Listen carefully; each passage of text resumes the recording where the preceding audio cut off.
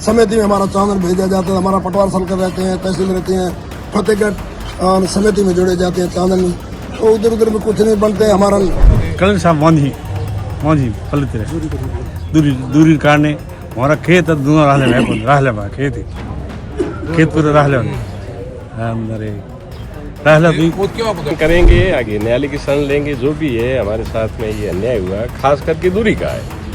अभी ये पुनर्गठन में ये व्यवस्था देखी जाती थी कि लोगों को सुविधा मिले, तो इस सुविधा की जगह पे तो कुल मिला करके पूरी दुविधा ही मिल रही है। के साथ धोखा है, ये हम कतई नहीं सहेंगे। इसके लिए चाहे हमें आंदोलन करना पड़े, चाहे हमें न्यायालय की शरण लेनी। राजस्थान में पंचायती चुनाव में अभी टाइम है, उससे पहले पंचायतों का पुनर्गठन हो रहा है।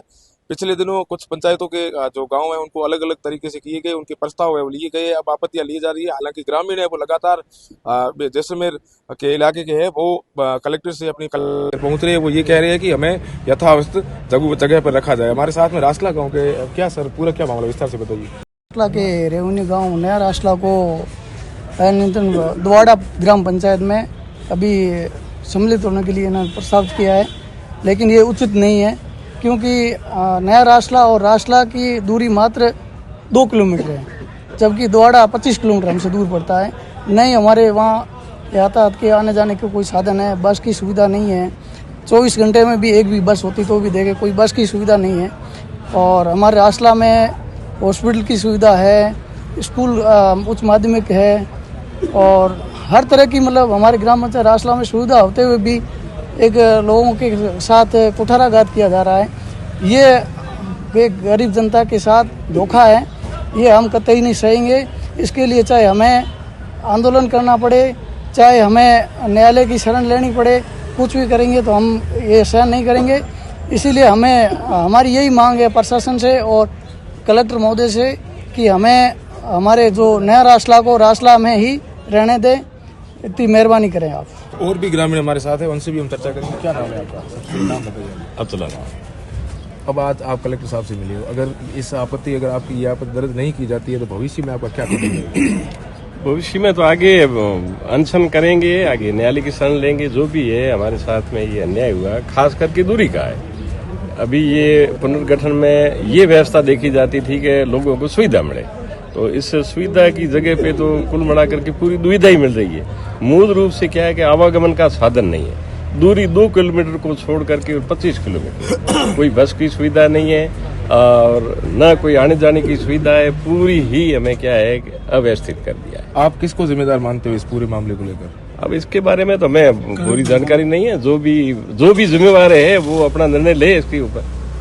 वास्तविकता ये है कि दूरी हमें 1.5-2 किलोमीटर को छोड़ करके और 25 किलोमीटर तक फेंका गया है। और भी लोग हैं, उनसे भी हम बात करेंगे कि आखिर ये पूरा क्या मामला है। बात होना की लगे सही हो रही है? ना बिल्कुल गलत हो रही है। 2 किलोमीटर वहाँ है, 25 किलोमीटर जाना पड़े। प्रशासन थाना की ये रुकी हो आके आया, कलेक्टर मिले हो ना हमें मिला थाना की लगे कलेक्टर साहब कल साहब मौजी फलित दूरी काटने हमारा खेत दोनों रहले बा खेत पूरे रहले अंदर रहले भी वो क्यों आपको जाना चाहो? वो दूरी घड़ी है, दूरी काटने जाना पड़ा। हमारा मामला यही है कि पुराना गाँव रासला से आगे जुड़ा है अपने नया रासला, तो नया रासला को 25 किलोमीटर पर उड़वाड़े भेज दिया है। हमारे आने जाने का रास्ता भी नहीं है, आगे प्लेटा बन गई है तो वहाँ आने का जाने का कोई रास्ता नहीं है। हमारा बच्चा के पढ़ने की कोई सुविधा है नहीं। हमारा पटवार सर्कल तहसील सर्कल फतेहगढ़ रह गए हैं। हम वहाँ जाएंगे द्वाड़ा, तो द्वाड़ा में जाने से मेरे बहुत बड़ी दिक्कत आएगी।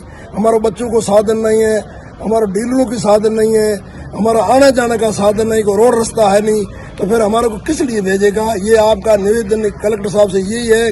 हमारे जो पहली जो स्थान भी है वही स्थान ग्रहण करके कलेक्टर साहब को निवेदन हमारा है कि ये वही रखना चाहिए। तो इसमें क्या है कि हमारे को वहाँ आने जाने का रास्ता की बहुत कठिना है। और पहले यह है कि जो किसको उधर उधर फेंकने में तो कुछ नहीं होते, जायज काम हो तो वो कराओ। हम 2 किलोमीटर से छोड़ करके 25 किलोमीटर आने जाने का रास्ता नहीं है। फिर मैं वहाँ से करके जाएगा मुलाना हो करके फिर वापस फिरते द्वाड़ा जाएगा।